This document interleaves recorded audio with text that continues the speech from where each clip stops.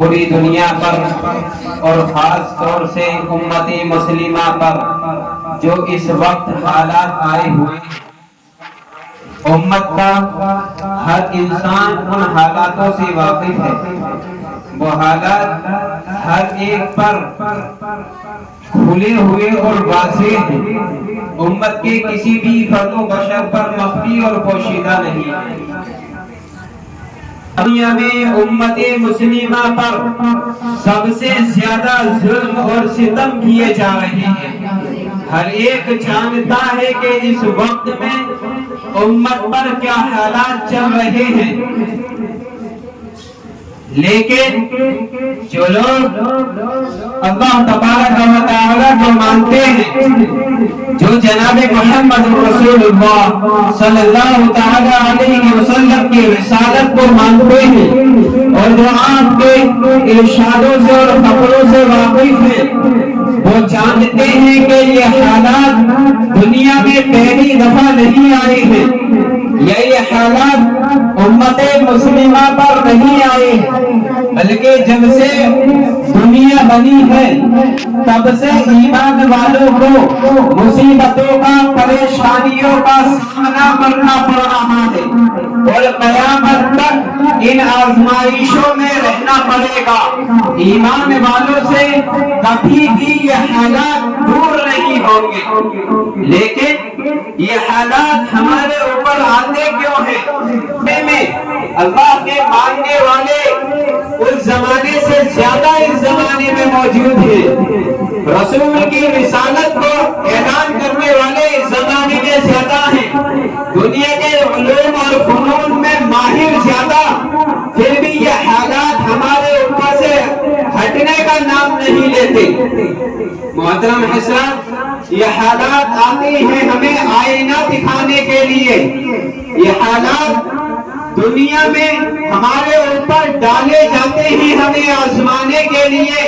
کہ دیکھا جائے جو اللہ سے اپنا رشتہ اللہ ہونے کا اعلان کرتے ہیں، جو اپنے آپ کو آزمایا جاتا ہے، امت کے ہر فرد کو، ہر بشر کو آزمایا جاتا ہے۔ جبکہ دیکھیں اللہ تبارک و تعالی نے یہ حالات ہمارے اوپر ڈالے ہیں، اپنے کردار کا جائزہ لے، پوری امت مسلمہ اپنے اخلاقوں کو، اپنے کرداروں کو، اپنے عقیدوں کو دیکھے، کیا ہمارے عقیدے وہی ہیں جو 1400 سال پہلے جناب محمد رسول اللہ صلی اللہ تعالی علیہ وسلم نے ہمیں سکھائے تھے؟ کہ آج امت کے مرد اور امت بچہ اور امت کا جوان اور امت کی جوان بچی ان گناہوں سے جنہیں قرآن نے صراحتاً حرام فرمایا، جنہیں اللہ نے اپنی ناراضگی کا اور جناب محمد رسول اللہ نے اپنی ناراضگی کا سبب بتایا، کیا امت کے لوگ ان گناہوں سے بچ رہے ہیں؟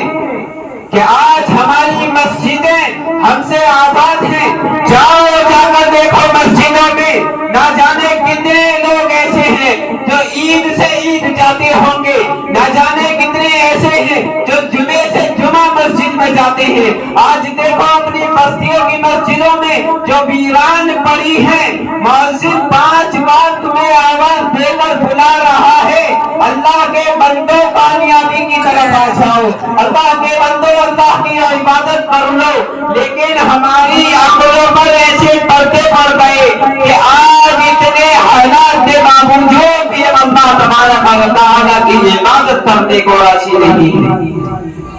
اور جبکہ ہم اپنے اخلاقوں کا اور اپنے کرداروں کا جائزہ لیتے، پوری امت ایک اور بیماری میں مبتلا ہے۔ تمام امت نہ صحیح تو ایک بڑا طبقہ وہ اس قسم میں مبتلا ہے کہ اپنی پریشانیوں کا ذمہ دار، اپنی پریشانیوں کا ٹھیکیدار ہم دوسروں کو بنا دیتے ہیں کہ ہم پر جو پریشانیوں اور جو مصیبتیں آئی ہیں وہ ہمارے جمعیت کی وجہ سے یا ہماری تنظیموں کی وجہ سے یا ہمارے علماء کی وجہ سے ہم پر پریشانیاں آئی ہیں۔ حالانکہ دوسروں کو ذمہ دار ٹھہرانا یہ مسلمانوں کا انداز نہیں تھا، یہ ایمان والوں کی شان نہیں تھی دوسروں کو ذمہ دار ٹھہرانا۔ آپ قرآن پڑھیں اور قرآن میں نبیوں کو اور پہلی قوموں کے واقعوں کو پڑھیں کہ دوسروں کو وہ لوگ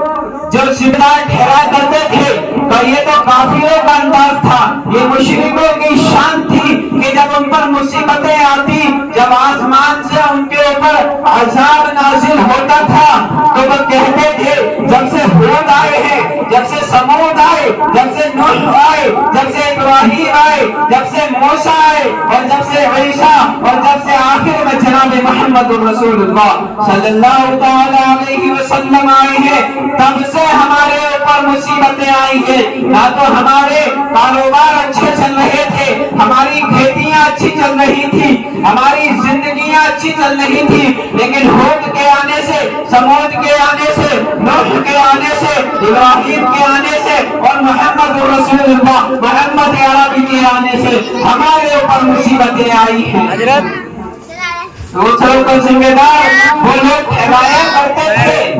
کہ یہ دوسرے ہمارے ذمہ دار ہیں، حالانکہ جب مصیبتیں آتی ہیں، پریشانیاں ہوتی ہیں، حکومتوں کی طرف سے تمہارے اوپر ظلم اور ستم کیے جاتے ہیں تو اس کا کوئی ذمہ دار نہیں، بلکہ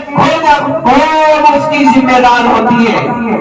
اس لیے کہ جب تک قوم خود اپنے اوپر ذلت کے اسباب کو مہیا نہ کر لے، اس وقت تک اللہ تبارک و تعالیٰ اس قوم کی عزت کو ذلت میں نہیں بدلتا ہے۔ آج دیکھیں ہم اپنے اخلاقوں کو، ہمارے کردار، ہمارے عقیدے، ہمارے رہنے سہنے کا ڈھنگ اور ہمارے گھروں کے رہنے کا ڈھنگ کیا ہو گیا کہ ہمارے وہی اخلاق ہیں جو جناب محمد رسول اللہ نے ہمیں سکھلائے ہیں۔ جب ان لوگوں کے پاس، جب اللہ کے رسول کے پاس کوئی مانگنے کے لیے آتا تو اس کو بٹھایا جاتا تھا، اور آج ہمارے پاس اگر کوئی سوال کرنے آ جائے تو